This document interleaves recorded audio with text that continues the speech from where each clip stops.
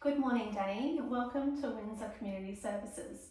My name is Larissa and I will be your counsellor today. How has your morning been? Oh, Larissa, thanks. My morning's been nice. I've just been taking it a bit slow. Sorry, I'm preparing myself for this appointment, really. I felt a bit unsure about it. I can understand the anticipation of the appointment, especially if you've never received professional counselling before. It's a new experience. How did you spend time preparing for your appointment this morning? I didn't do much, really. I just woke up and went for a walk to my local cafe to have a coffee, and then I walked home and just pottered around the house for a while. That sounds nice. So is this your first time receiving professional counselling? Yeah, it is. And if I'm honest, I feel a bit uncomfortable and unsure right now. I've never done this sort of thing before. Thanks for sharing how you are feeling, Danny. I understand it can feel daunting at first to speak to someone in a professional setting. However, please be assured that I will make the process as comfortable as possible for you so that you can feel at ease during our sessions. Okay, thanks so much. No worries at all. So before we begin, I need to go over some formalities with you. It's important we get through this stuff prior to commencing to our sessions. Is that okay with you? Yep, no dramas at all. Alright, well I'll get started then. So Danny, a bit about me. I'm trained in a diploma of counselling and have been working in the industry for the past 4 years, more specifically at Windsor Community Services for the past 2 years. At Windsor Community Services, my role is to provide you with a safe and supportive space where we can explore any concerns you would like to bring forward during our sessions together. Everything we talk about in the session and future sessions will remain confidential within the limits of the law and ethics that apply to the community services profession. If I am required to break confidentiality, it is because I have reason to believe that you or someone else is at serious risk of harm, or I am required to by law. If the circumstance presents, then I will talk you through it first. Exceptions to confidentiality are listed in the confidentiality form that I will present to you shortly. Throughout our sessions, I will perform note taking just at times while you are speaking. Note taking is important for various reasons, such as accuracy and record keeping, tracking client progress, personal professional accountability, improved support and planning, and it's a collaboration with external health professionals, with your consent of course. Note taking focuses on facts and observations and are stored securely on site. Do you have any questions so far, Danny? Does anyone else read the notes? Notes are only shared with external parties with your consent or unless I am required to share them by law. Okay, thanks. So Danny, I would like to ask you, what are your expectations of a counselling session and or counselling in general? Well, I think counselling is a place to go. Counselling is a place people go to talk to a professional about their problems and hopefully try to get some help on how to deal with those problems. Yeah, and that's a valid response. Fundamentally, counselling is a professional helping relationship. It is client-centred, meaning the focus is on the client's needs, experiences and goals. It's a place for exploration and growth, helping people explore feelings, thoughts and behaviours to then develop strategies for coping or change. Mm-hmm. It's a safe space providing non-judgmental support where I will listen without criticism and respect your values and choices. And lastly, counselling is goal-orientated as sessions will remain to improve well-being, relationships, decision-making or coping skills. What counselling is not, it's not problem solving for the client or telling the client what to do. Mm-hmm. The role of the counsellor is to help clients find their own solutions and will somewhat guide the way, however the decisions remain with the client.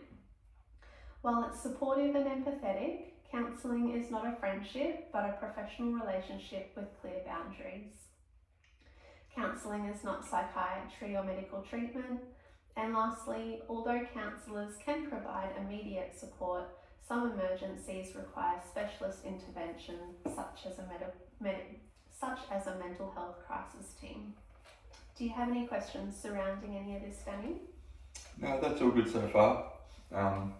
We just haven't discussed the fees yet. Could you explain that to me? Yeah, sure. So the fee for each session is $140 for 45 minutes.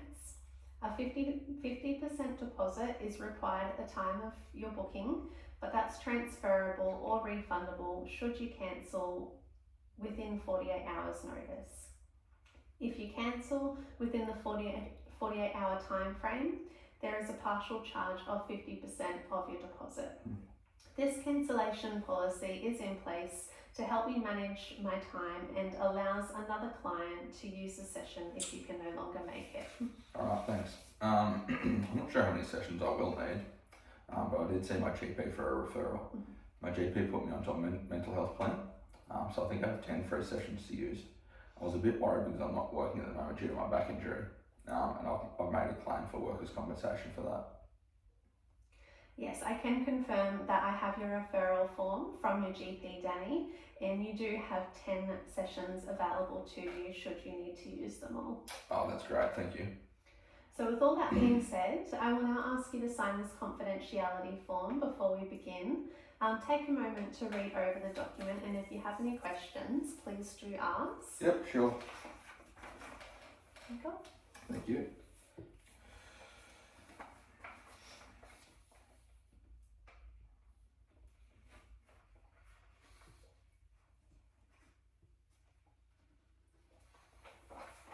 Thank you, Danny.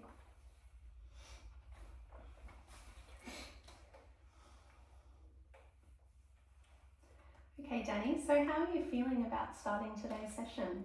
Yeah, good. I feel happy to continue. Wonderful. Well, I would love to know a bit more about you. You can start anywhere you like. Okay. Well, I'm 51 years old. I've spent a lot of my life working as a builder, and I've built many homes and commercial properties over the years. Recently I had a serious fall from the top of a commercial project that I was helping out with, and because of this I've done some major damage to my back. Now I'm unable to work because of this injury. It sounds as though this has changed a lot for you in your life, Danny. Yeah, it really has, because I did enjoy my work. I'd spend 7 days a week at my job. 7 days a week sounds like a lot of pressure on you. Did you have a good support network around you, or did you do anything to unwind or relax in your spare time? Oh no, I don't really have a good support network around me. Well, I mean, I have a family. I had a wife and I have 3 older children, and I didn't really have any time to do things that I would have enjoyed doing to unwind from work. If you feel comfortable, could you elaborate on your family dynamics, Danny? Yeah. So my wife left me a few years ago. She left me for someone else, and I don't really blame her. She was tired of being alone so much due to my commitment to work. I rarely see my kids. Like I said, they're older now and they have their own lives, so I don't want to interfere with their time. I'm sorry to hear about what happened between you and your wife. When you think about that and the current relationship with your children, how does that make you feel?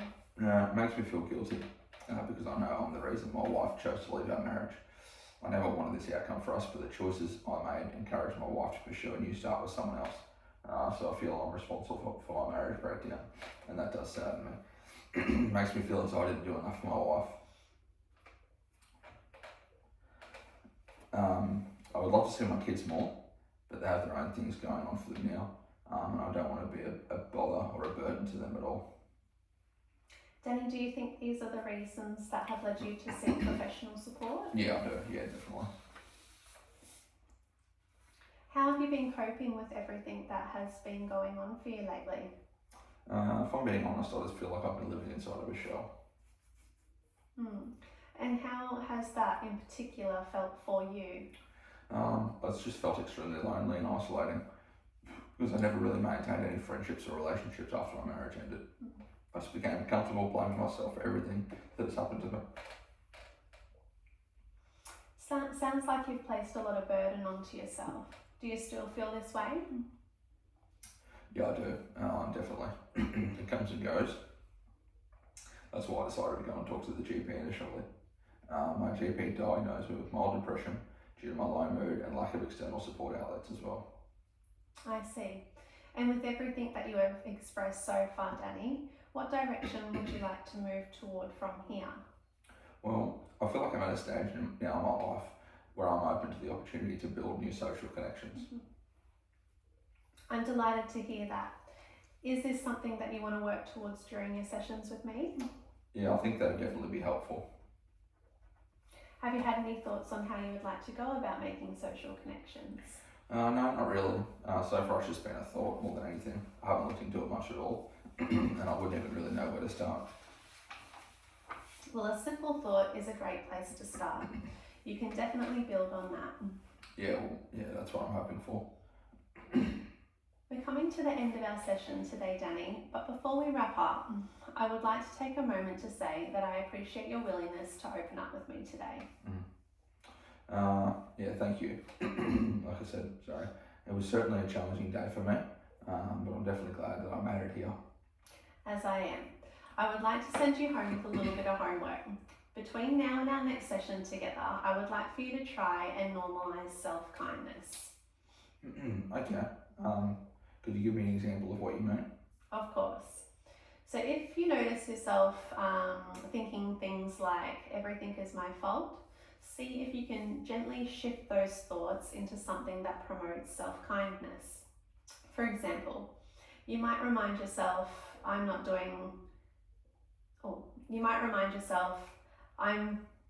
doing the best I can right now, or that this was my past, but I have the power to make choices for my future.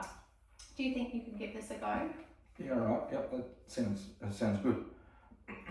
Okay, well let's discuss how often you would like to meet for your sessions. We can do weekly, fortnightly or monthly. I think every 2 weeks would be sufficient, but it's entirely up to you. What would work best for you right now? Yeah, I think every 2 weeks would probably be good. I think as well that gives me time just to decompress and relax and think about everything and then work on myself between meetings as well. Sure, and we can always review as we go along. Some people need a bit more support in the beginning and less as they become stronger and start to rediscover themselves again. Is there anything more that you would like to discuss today before our session ends? No, I think I've opened up a fair bit today. I feel pretty good about it after it as well.